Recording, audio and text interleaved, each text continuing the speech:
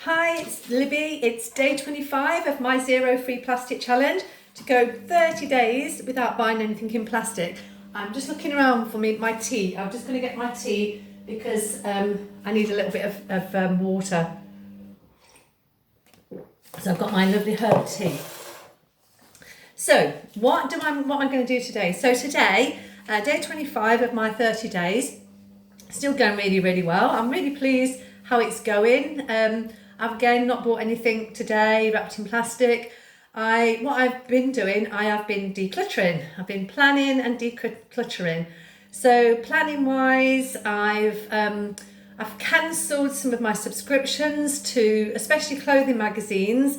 I've got rid of those. So that was something that constantly kept coming through my door in plastic bags, you know, like the catalogues that you get sent by various companies.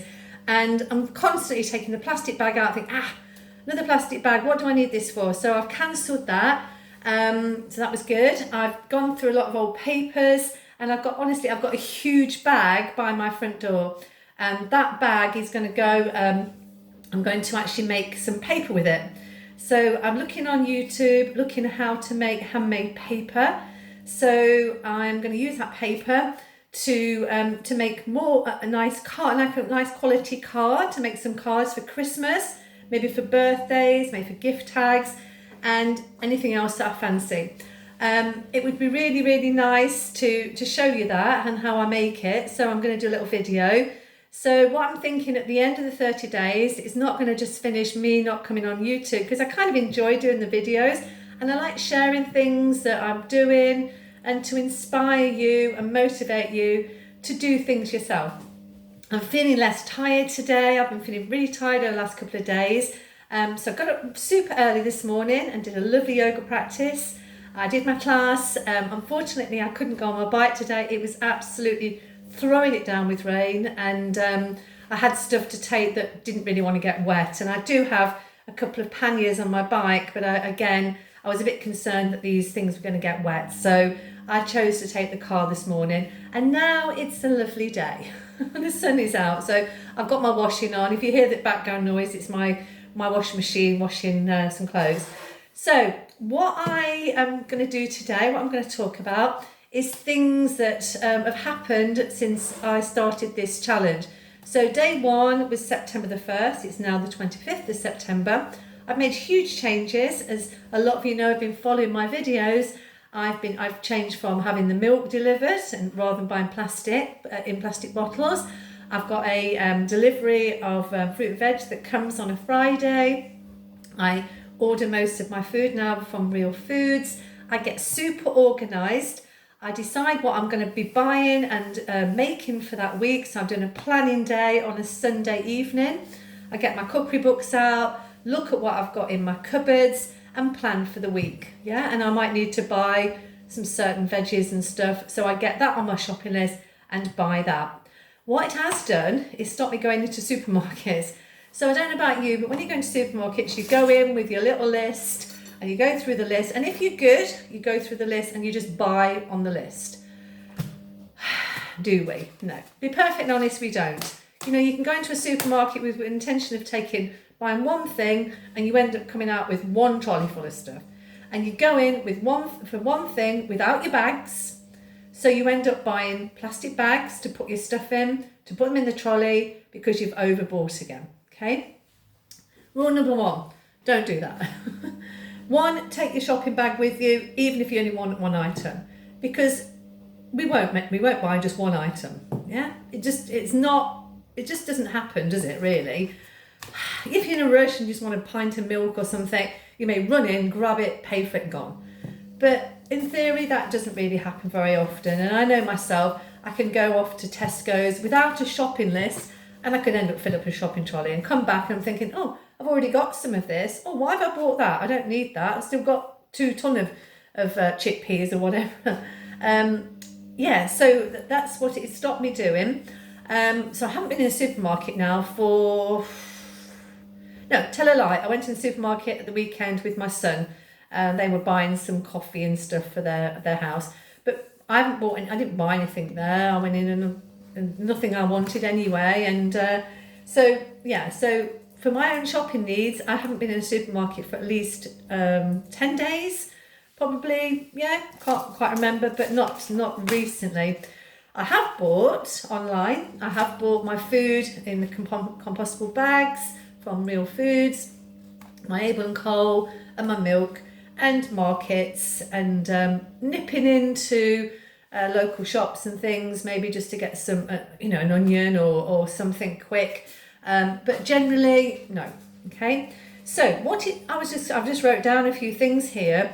Apparently, well, I've always known this.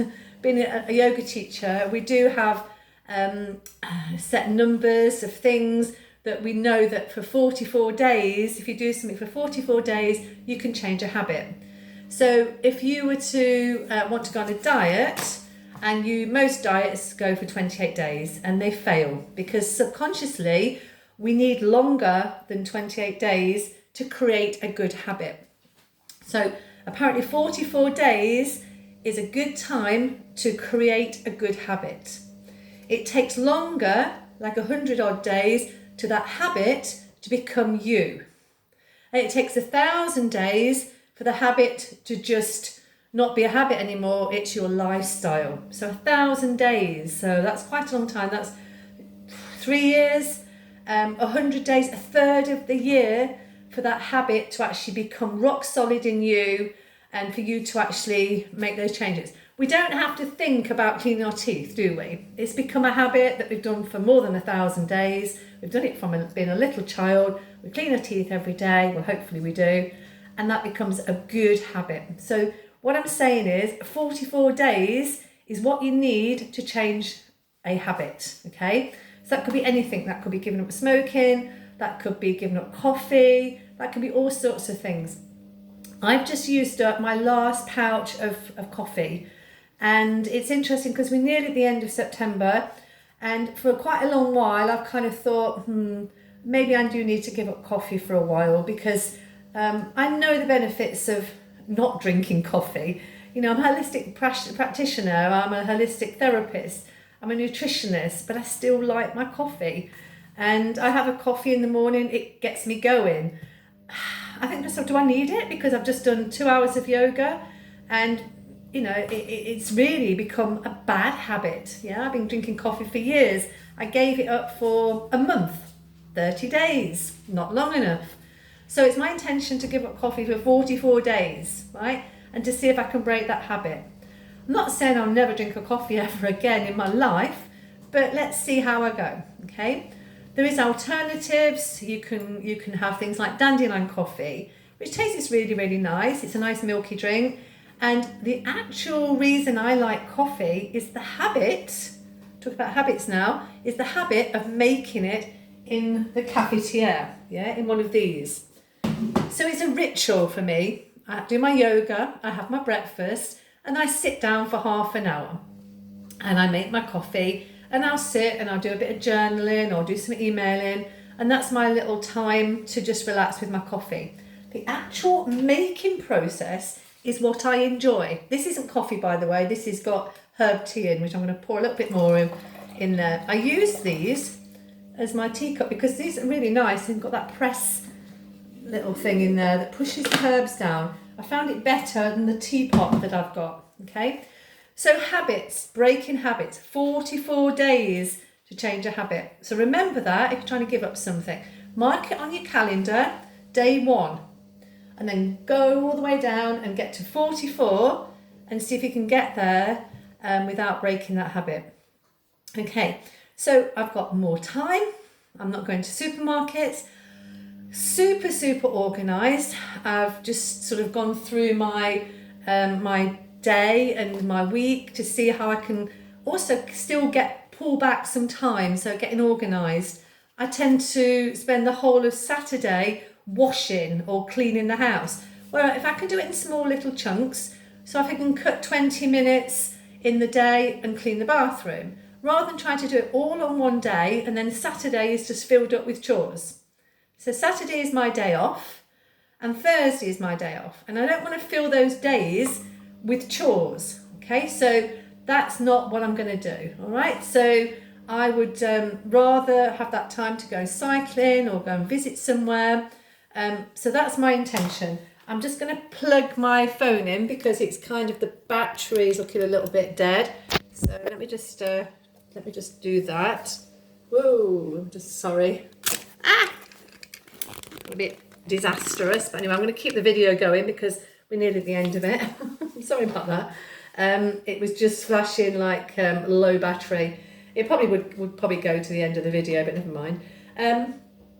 So no excess buy-in. That was the other thing I wanted to talk about.